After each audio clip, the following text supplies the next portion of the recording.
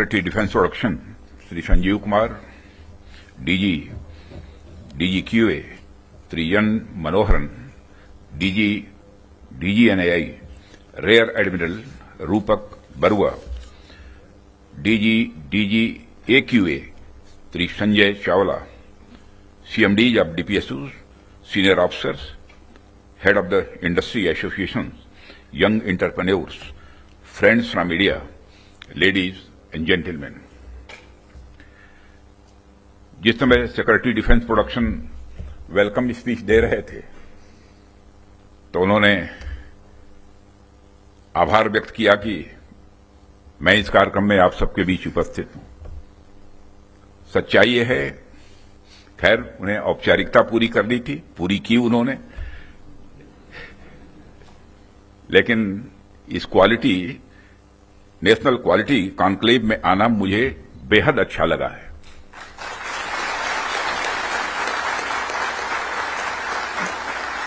वैसे ordinary conclave में तो हम लोग जाते रहते हैं, तो क्वालिटी कॉन्क्लेव में आने में क्या आपत्ति हो सकती है।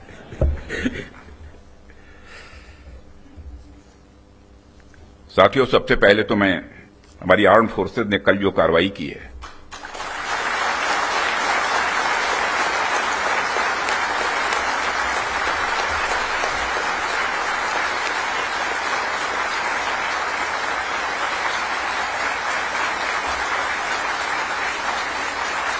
और जय हिंद, जो शौर्य और पराक्रम दिखाया है उसके लिए मैं हृदय से बधाई देता हूं। पाकिस्तान और पीओके में जिस तरह से हमारी आर्म्ड फोर्सेज ने टेरर कैंप्स को नेस्त नाबूद किया है, वो हम सबके लिए एक गौरव का विषय है।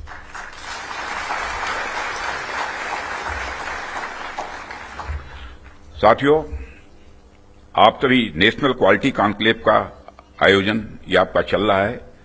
क्वालिटी की क्या भूमिका होती है, यह क्या रोल अदा करती है, इसका नमूना हमने कल देखा।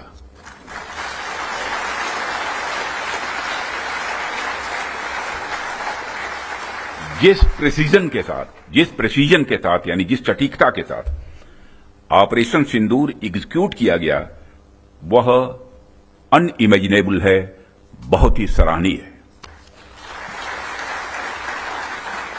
इसमें 9 टेररिस्ट कैंप्स तबाह हुए और अच्छी खासी संख्या में आतंकी मारे गए।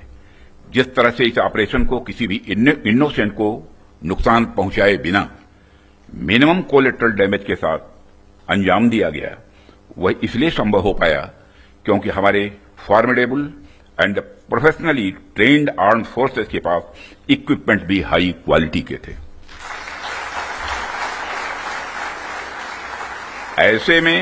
ऐसे में इस क्वालिटी कॉन्क्लेव को मैं बड़े महत्वपूर्ण कॉन्क्लेव के रूप में देखता हूं। मैं इस आयोजन के लिए डिपार्टमेंट ऑफ डिफेंस प्रोडक्शन और इनके secretary defence production Shri Sanjeev Kumar को भी हार्दिक बधाई देता हूं और क्वालिटी एश्योरेंस ऑर्गेनाइजेशंस को भी मैं बधाई देता हूं। साथियों, अभी मैं इस कॉन्क्लेव की थीम देख रहा था, fast tracking of quality assurance through integrated approach and technology enabled processes. आपकी यह थीम मुझे बेहद अच्छी ही नहीं लगी, बल्कि दिलचस्प भी लगी, इंटरेस्टिंग लगी। वैसे भी पूरी दुनिया में इसमें बड़ी तेजी से डिसरप्टिव चेंजेस हो रहे हैं और खासकर डिफेंस सेक्टर में तो लगातार नए नए ट्रांसफॉर्मेशंस ये देखने को मिल रहे हैं। ऐसे में क्वालिटी असेसमेंट को फास्ट ट्रैक करना न सिर्फ रेलेवेंट है, बल्कि मैं समझता हूं यह समय की मांग है। उन चेंजेस को देखते हुए यह थीम अपने आप में बहुत ही रेलेवेंट हो जाती है। इतनी इंटरेस्टिंग और रेलेवेंट थीम रखने के लिए भी मैं आप सबको बधाई देता हूं। साथियों, अक्सर मुझे आर्म्ड फोर्सेस के अलग अलग कार्यक्रमों में प्रायः जाने का अवसर मिलता है। रिसर्च एंड डेवलपमेंट ऑर्गेनाइजेशंस के इवेंट्स में जाने का भी अवसर मिलता रहता है। प्राइवेट सेक्टर द्वारा आयोजित कार्यक्रमों में भी मैं प्रायः जाता ही रहता हूं। परंतु आज का यह जो मंच है यह अपने आप में बड़ा अलग है और एक विशिष्ट मंच है। मैं ये देख रहा हूं कि यहां कई सारे लोग हैं जो अलग अलग फील्ड्स में महारत जिन्होंने हासिल की है, महारथी बैठे हैं यहां। इसलिए मुझे लगता है कि आज की हमारी बातचीत भी कई मायनों में विशेष होने वाली है। साथियों, इस क्वालिटी कॉन्क्लेव की महत्ता और आवश्यकता पर तो मैं आगे चर्चा करूंगा ही, परंतु पहले मैं आपको कुछ ऐसे बिंदुओं से, कुछ ऐसे पॉइंट से अवगत कराना चाहूंगा जो हमारी सरकार की प्रायोरिटीज से जुड़े हुए हैं। 2014 में माननीय प्रधानमंत्री जी के नेतृत्व में हमारी सरकार आने के बाद प्रधानमंत्री जी ने हमें एक अत्यंत महत्वपूर्ण सूत्र प्रदान किया। उन्होंने शुरुआत में ही डिफेंस प्रोडक्शन सेक्टर के एम्पावरमेंट पर विशेष बल दिया। उन्होंने जो सूत्र दिया उसके पीछे की फिलॉसफी थी डिफेंस सॉवरेंटी।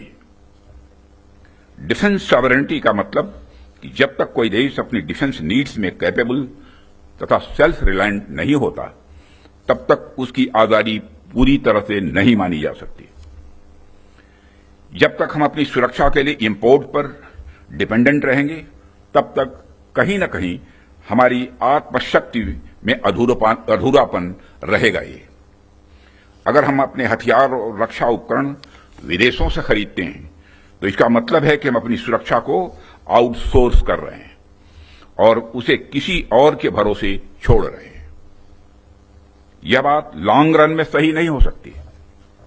हमारी सरकार ने इस विषय पर गंभीरता से सोचा और आत्मनिर्भरता हासिल करने का निर्णायक कदम भी उठाया है।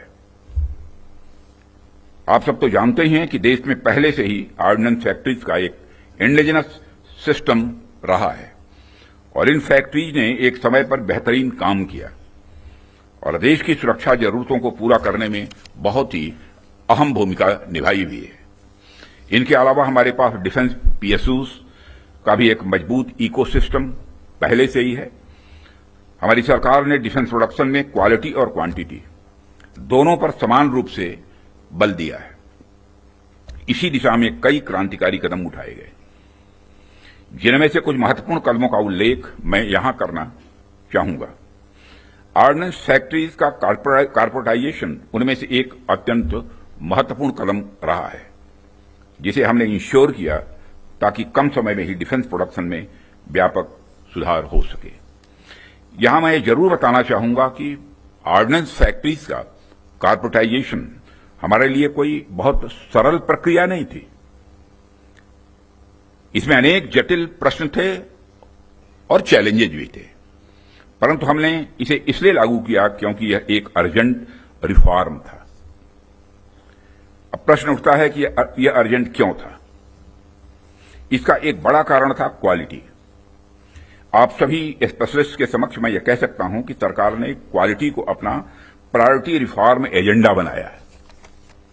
हमने क्वालिटी इंप्रूवमेंट को ही टारगेट करते हुए ऑर्डिनेंस फैक्ट्रीज का कॉर्पोरेटाइजेशन किया। तब से लेकर आज तक डिफेंस पीएसयूज ने लगातार सुधार किया है और कॉर्पोरेटाइजेशन के पश्चात क्वालिटी प्रोडक्शन को लगातार आगे बढ़ाने का प्रयास भी किया गया है और आज ये डीपीएसयूज इंटरनेशनली कॉम्पिटिटिव हो रहे हैं। आज ये अपने रिसर्च एंड डेवलपमेंट पर भी अच्छा फोकस कर रहे हैं। आज ये ऑर्गेनाइजेशन पहले से कहीं ज्यादा वाइब्रेंट और एक्सपोर्ट ओरिएंटेड हो रहे हैं। वैसे तो अभी कुछ कार्य बाकी है, पर मैं इतना जरूर आश्वस्त हूं कि जिस प्रकार पब्लिक सेक्टर में रिफॉर्म के लिए हम प्रयासरत हैं, वह हमें आने वाले समय में काफी अच्छे रिजल्ट्स देने वाला है। साथियों, पब्लिक सेक्टर के डेवलपमेंट के पीछे हमारा एक ही उद्देश्य भी रहा है कि एक healthy competitive private defence ecosystem का विकास किया जाए, जो अपनी क्वालिटी के माध्यम से देश की सुरक्षा को और अधिक मजबूत बनाए। जैसा कि हम सभी जानते हैं कि क्वालिटी को लेकर प्राइवेट सेक्टर की अपनी एक अच्छी खासी इमेज होती है। किसी भी क्षेत्र में प्राइवेट सेक्टर अपनी गुणवत्ता के लिए जाना जाता है।